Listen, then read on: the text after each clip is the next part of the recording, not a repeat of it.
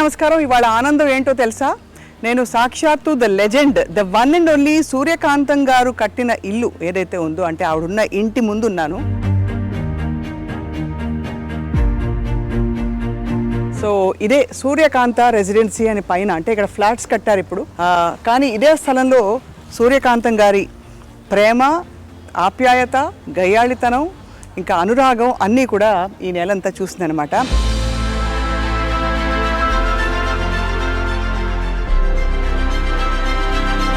నిజానికి అటువంటి నటి నభూతో న భవిష్యత్. ఎందుకంటే 300 సినిమాలలో వేసిన పాత్రలన్నీ దాదాపు రెపిటేటివ్గా ఉన్నా కూడా ఎక్కడా బోర్ కొట్టించకుండా మెప్పించి, అలరించి, మైమరపించిన మహానటి నిజానికి సూర్యకాంతం గారే. సో వారి కుమారులతో మాట్లాడకపోతున్నాం మనం ఇవాళ. అనంత పద్మనాభమూర్తి గారు హోమియోపతి వైద్యులు. కానీ ఇంకొక విశేషం ఏంటంటే, సూర్యకాంతం గారికి గౌరవ డాక్టరేట్ ఇచ్చారు ఒక పాయింట్ తర్వాత. ఆ రోజుల్లో సినిమాకి వచ్చే ముందే, ఆ టైంలోనే మెట్రికులేషన్ వరకు చదువుకున్న తర్వాత she became doctor Suryakantham because of an honorary doctorate conferred upon her అనమాట. సో మరి సూర్యకాంతం గారి జీవిత విశేషాలు తెలుసుకుందావా? అయ్యో అయ్యో అయ్యో అనే ఆవిడ మరి జీవితంలో ఎంత హుందాగా, ఎంత ప్రేమగా ఉండేవారో తెలుసుకుందాం రండి.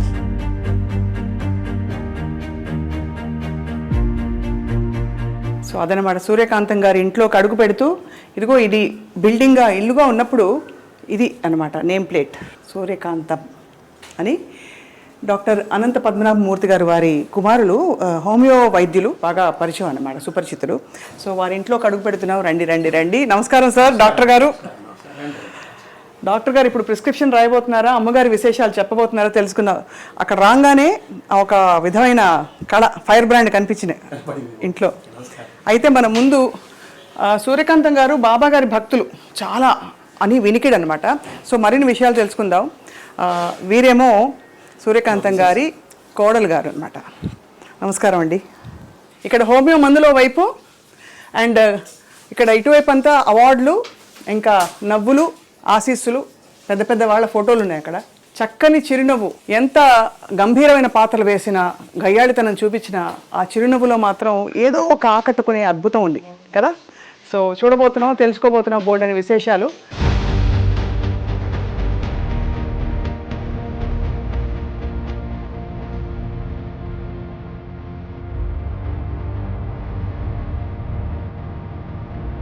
అందరికీ మరోసారి సాదర నమస్కారాలు. అక్కడి నుంచి సంబరాలు మొదలైపోయాయి వీధి నుండి. మనం the one and only doctor Suryakantham గారి ఇంట్లోకి ప్రవేశించాం. వారి అబ్బాయి ఎవరంటే డాక్టర్ అనంత పద్మనాభమూర్తి గారు, హోమియోపతి వైద్యులు. సూర్యకాంతం గారి గురించి అసలు చెప్పక్కర్లేదు. ఎన్ని చెప్పినా, ఎంత చెప్పినా మాటలు చాలవు. కానీ ఒక్కసారి ప్రయత్నిద్దాం. గయ్యాళితనం ఎంత గయ్యాళిగా ఉంటుందో నిరూపించడం ఆవిడకే సాధ్యమైంది. కోడల్ని రాచి రంపాన పెట్టాలన్నా, కొడుకుని చెప్పు చేతుల్లో ఉంచుకోవాలన్నా, అల్లుండి ఇంకా కూతుర్ని అందరినీ కూడా ఒక్కసారిగా ఒక్క గొంతుతో గర్జించి అదుపులో పెట్టుకోవాలన్నా వారికి మాత్రమే చెల్లింది. అలాగే 300 పాత్రల్లో నటించి, ఆ 300 పాత్రలు దాదాపు దగ్గరగా ఉన్నా కూడా ఎక్కడ బోర్ కొట్టించకుండా నటించడం వారికే సాధ్యమైంది. And last but not the least, వారి పేరు ఆ తర్వాత ఎవరికి పెట్టకపోవడం కూడా వారికే సాధ్యమైంది. సో ఆంధ్రుల అభిమాన నటి సూర్యకాంతం గారి జీవిత విశేషాలు తెలుసుకుందామా వారి కుమార్ నుండి. నమస్కారం అండి. సార్, మీరు వృత్తిపరంగా హోమియోపతి వైద్యులు.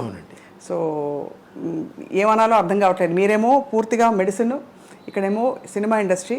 కానీ మీ మొహంలో మాత్రం సినిమా కళ కనిపిస్తుంది.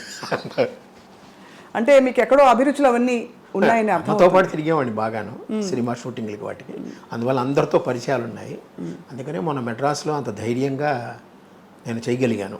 పెద్ద పెద్ద వాళ్ళని పిలిచి అమ్మ పేరు మీద వచ్చారంటే మీరు ఆలోచించండి. ఆవిడకు ఉండే పేరు, ఆవిడ వల్ల తిరిగిన. ఇప్పుడు రాజశ్రీ గారు వచ్చారు సినిమా ఫీల్డ్లో, తర్వాత జయచిత్ర గారు వచ్చారు, తర్వాత వచ్చి విశ్వనాథ రెడ్డి గారు వచ్చారు, నాగిరెడ్డి గారు అబ్బాయి ఆయన వచ్చాడు, ఆదిశేషయ్య గారు వచ్చారు. అట్లా చాలామందిని పిలిస్తే వెంటనే ఒప్పుకుని వచ్చారు. దానికి నిజంగా అమ్మాయి 90% అమ్మాయి. కానీ నిజంగా తెర మీద గయ్యాళి, కానీ ఆ గయ్యాళిని మనం ఏమీ అనలేము. అంత ప్రేమించబడే తత్వం వాళ్ళు అలా ఉట్టిపడేది. ఒకటమ్మా, మా అమ్మ గురించి సినిమా స్టార్టింగ్లో ప్రేక్షకులుగా మీరందరూ తిట్టేవారు, కానీ సినిమా ఎండింగ్లో మీరందరూ మెచ్చుకునేవారు. ఆ సినిమాకి అక్కడే -+ జరిగిపోతుంది. పైగా మీరు గయ్యాళి అని చాలాసార్లు అన్నారు. అది నాకు నచ్చదు. మా అమ్మ గయ్యాళి కాదు. అవునా? మీ లెక్కలో గయ్యాళి, అవునా? మా లెక్కలో అనురాగ దేవత. అనురాగ మమ్మల్ని చక్కగా చూసుకుంది. నా భార్యను సొంత కూతురులా చూసుకునేది. ఇంట్లో తనే వండేది. మాకు వంట మనిషి ఉంది, ఏదైనా వంట మనిషి చేయాలి. పైపే మెరుగులే, తను చేసినా పైపే మెరుగులే. లాస్ట్లో గరిటి పట్టడమే తప్పేటి చేయలేదు. మా అమ్మ కూర్చొని చేసేది. ఆవిడకి హాబీ అది. చేపల పెంపకము, కుక్కల పెంపకము, వంట ఖాళీ ఉందంటే వంట చేసేది. పైగా వంట చేసి ఇతరులకు పెట్టాలనే ఉంది. ఆ ఇది ఉంది చూసారా, నాకు తెలిసి ఎవరికి లేదు. ఇప్పుడు ఎవరికైనా మనం బయట నుంచి కొనుక్కోవడమో లేదంటే ఎవరి చేత చేయించడమో అలా పెడతాం మనం. కానీ ఆవిడ తను చేసి పెట్టాలనే కోరికతో తను కూర్చుని చేసేది. ఏమేమి వంటకాలు చేసేవారు సార్? ఆవిడ ట్రెడిషనల్ వంటకాలే. పులిహార మెయిన్. జయలలిత గారికి కూడా చాలా ఇష్టం. చాలా వాళ్ళకి ఆదూర్ సుబ్బారావు గారు అనండి, ఎవరైనా సరే. అలాగే దద్దోజనం, అది కామను. తర్వాత ఉల్లిపాయ పులుసులు బాగా చేస్తుంది ఆవిడ. చిన్న ఉల్లిపాయలు వేస్తారు దాంతో, అది 4-5 రోజులు నిల్వ ఉంటుంది. అలాగే మనకి ఆనపకాయ అంటాను సార్, ఆనపకాయని పొడిచి పొడిచి పొడిచి పొడిచి ముక్కలు చేస్తుంది ఆవిడ. ఆ ముక్కలు చూడడానికి మీకు చేప ముక్కలా ఉంటాయి, పెద్ద పెద్ద ముక్కలు. పెద్ద ముక్కలు చేసి చేప ముక్కల్లా ఉంటాయి. అదే ఆవిడే ఈ చేప ముక్క తినండి అంటుంది.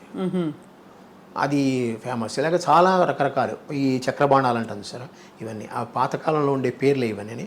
అవే ఆవిడ చేసేది, అవే పెట్టేది అందరికీ. ఆవిడికి ఆ చివరి దశ వచ్చేటప్పటికి బయట నుంచి కూల్ డ్రింక్స్ కొంటామని చేసింది. కానీ మజ్జిగానే ఇంట్లో తయారు చేయాల్సింది గంగాళంతో. చిన్నగా ఇంత గిన్నె ఉంటుంది, గిన్నెలో తయారు చేసి పెట్టే ఎవరు వచ్చినా మజ్జిగ ఇవ్వడం. పూర్తిగా అమ్మ మనసే అయితే. అంతే, అమ్మ మనసే. ఎవ్వరితో పెద్దగా అనవసరంగా కోపం తెచ్చుకోవడం ఏం లేదు. అందరినీ నాయన అని పిలుస్తుంది. పైగా ప్రతి వాళ్ళు ఆవిడ చిన్నతనం, నా చిన్నతనాన్ని నేను చూసాను. ఆవిడని అమ్మ, అందరూ అమ్మ అనే పిలుస్తారు. ఇంకోటి అక్క, లేకపోతే ఆ గుండమ్మ కథ వచ్చినప్పటి నుంచి గుండక్క గుండక్క గుండక్క ఫేమస్ అయిపోయింది. అందరూ అమ్మ అని పిలుస్తారు ఆవిడ. ఒక్క భానుమతి గారు మటుకు సూర్యం అని పిలుస్తారు. సూర్యం అని పిలుస్తారు చిన్నప్పటి నుంచి. అలాగే కొంతమంది పాతకాలపు వాళ్ళు ఉన్నారు, షావుకార్ జానకి గారు అవరండి, నాగేశ్వరరావు గారు అవరండి, వీళ్ళందరూ. ఎందుకంటే ఆవిడ మొగరాయిళ్ళ ఉండేది అని తత్వం వాళ్ళలో ఉందన్నమాట. షావుకార్ జానకి అంజలిదేవి గారు అమ్మ అనే పిలుస్తారు, శారద గారు అమ్మనే పిలుస్తారు. విజయనిర్మల గారు అంటే చెప్పనక్కర్లేదు, ఆవిడ ఏది ఉన్నా సరే అమ్మతో మాట్లాడతారు. చాలా ఆవిడ పర్సనల్ విషయాలు కూడా అమ్మతోనే మాట్లాడతారు. అంటే అమ్మ ఆవిడ దగ్గర. అలాగే జయలలిత గారు, ఆవిడకి అమ్మే. కారణం ఏంటంటే సంజయ్ గారు అమ్మకి క్లోజ్ ఫ్రెండ్. అందువల్ల సంజయ్ గారు పోయినప్పుడు అమ్మ ఆవిడ దగ్గర తీసుకుని చూసుకున్నారు. దాంతో ఆ యొక్క అభిమానం ఆవిడకి చివరి వరకు ఉంది. మీరు హోమియోపతి డాక్టర్ అవ్వాలన్న కోరిక వారిదేనా? ఆవిడ కోరిక. నేను ఎంకామ్ చదివాను మేడం. ఎంకామ్ చదివితే బ్యాంక్లో ఉద్యోగం వచ్చింది 1974. ఈ హోమియోపతి 72-73లో డిప్లొమా కోర్స్ ఒకటి ఉంది, అది అమ్మే చదవమని చెప్పారు. ఇప్పుడు డాక్టర్ గాలి బాలసుందరరావు గారిని ఉండేవారు, చంద్రమోహన్ వాళ్ళ మామగారు. ఆయన చెప్పాడు, నువ్వు హోమియో చదువుకో, బాగుంటుంది నీకు. మీ ఇంట్లో వాళ్ళకి కూడా హోమియో చాలా ఇష్టం. ఏదో నా పేరు కోసం నా దగ్గరికి వస్తారే కానీ మీకు అది బాగా పనిచేసింది, నువ్వు హోమియో డాక్టర్ అవ్వు, డిప్లొమా ఉందని ఆయనే చెప్పారు. కుప్పికారని ఒక ఆయన ఉంటే ఆయన దగ్గరికి పంపించారు. ఆయన ద్వారా నేను నేర్చుకున్నాను. 2 సంవత్సరాలు డిప్లొమా చేశాను. తర్వాత నాకు ఆంధ్రా బ్యాంక్లో ఉద్యోగం వచ్చింది. ఆ కాలంలో అంతా 100 వాట్స్ బల్బులు కదా, ట్యూబ్ లైట్లు కూడా లేవు. నేను చెప్పే 72, 73లో ఆ వేడిలో ఫ్యాన్ వేసుకోకుండా పొట్లాలు కట్టాలంటే నా వల్ల కాదు. అందుకని మూట కట్టి పటకమే వారేశాను. బ్యాంకులో జాయిన్ అయ్యాను.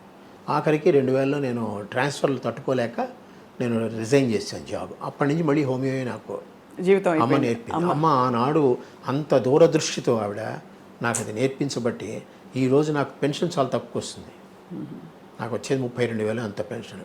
అయినా కూడా నాకు హోమియోపతి వల్ల కొంచెం ఆదాయం ఉంది. అది ఇది కలిపి చక్కగా అందరికన్నా ఈక్వల్ ఒక అప్పర్ మిడిల్ క్లాస్ పర్సనాలిటీగా నేను బతుకుతున్నాను. హాయిగా. అదే అమ్మ నటించిన పాత్రలు అన్నిట్లో అంటే మీరు చాలా షూటింగ్స్కి వెళ్ళేవారా? దాదాపు నేను ఖాళీగా ఉన్నప్పుడు అమ్మ షూటింగ్కి వెళ్తాను. ఇంకా నాకు వ్యాపకం లేదు. నాకు సాధ్యమంత వరకు మీరు ఏమనుకోనంటే ఆ పదం మంచిదో కాదో అని అమ్మ కూర్చుని. అవునా? అదే ఆవిడేం చెప్తే అదే, అలాగే అన్నీ. ఇప్పటికీ ఆవిడ పద్ధతులు పాటిస్తూనే ఉంటాను. పొద్దున్న 4 గంటలకు లేవడం, ఇద్దరం లేస్తాం. తను తొందరగా స్నానం చేస్తుంది, కొంచెం లేట్గా చేస్తాను అంతే. తను 5కే చేసేస్తుంది, నేను 6:30-7 గంటలకు చేస్తాను. అది ఆఫ్ లేట్. నా ఖాళీ అయిన పేపర్లు చదువుకుని లేస్తాను అనమాట. అట్లాగా ఆవిడ పద్ధతులు అన్నీ. భోజనం కూడా పొద్దున టిఫిన్ 8:30కి. అప్పుడు మేము సద్యాన్నం తినడమో, వేడన్నం పెట్టుకుని తినడమో, అన్నమే పొద్దున. టిఫిన్ లేవు ఆ కాలంలో, మాకు టిఫిన్ లేవు. మా ఇళ్లలో టిఫిన్లు ఉండవు. ఈ బజ్జీలు, పూరీలు ఇలాంటివి ఇడ్లీలు ఏమీ ఉండవు. కావాలంటే బయట తినడం ఏమైనా. ఆవిడ అమ్మ పక్కకి బయట ఇష్టం లేదు, బయట తిండి ఏది పడదు. అందుకని అన్నీ ఆవిడే చేసుకుంటుంది, ఆవిడే తింటుంది, ఆవిడే పెడుతుంది. దాదాపు ఒక హీరోయిన్కి రావాల్సినంత స్థాయి గుర్తింపు అమ్మకి రావడం, అలాగే అమ్మగారి పేరు మీదే కొన్ని సినిమాలు అంటే గుండమ్మ కథ లాంటి సినిమాలు టైటిల్ రోల్ ఆవిడే.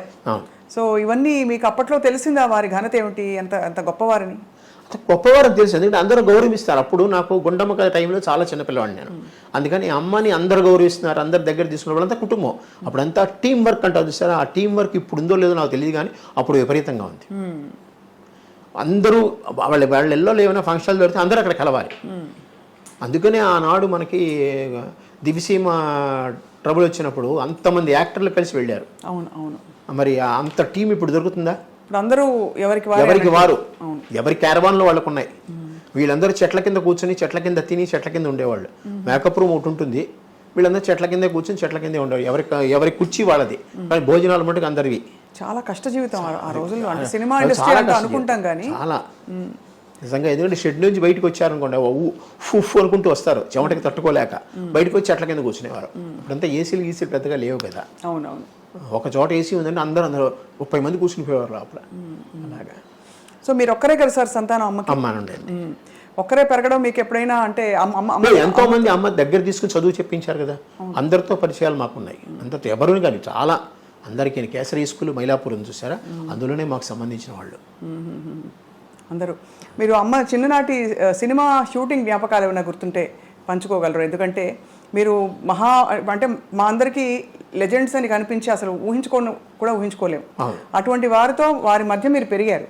సో ఆ జ్ఞాపకాలు ఏమైనా గుర్తున్నాయా? ఏదైనా పర్టికులర్ సినిమా షూట్? సావిత్రి గారి టైంలో నాకు అంత ఊహ లేదు, వెళ్ళేవాడిని చూసేవాడిని, బట్ అంత గుర్తుపెట్టలేదు. బట్ అత్తగారు కొత్త కోళ్ళు, అందులో విజయనిర్మల గారు ఫ్రీక్వెంట్గా అనేవారు, సావిత్రి గారు అనేవారు ఇంతకుముందు, నువ్వు గట్టిగా కొట్టాలి, నా చర్మం ఎర్రబడాలి, అప్పుడే నాకు బ్రహ్మాండమైన యాక్టింగ్ వస్తుంది, లేకపోతే నీకే పేరు వస్తుంది, నాకు రాదు.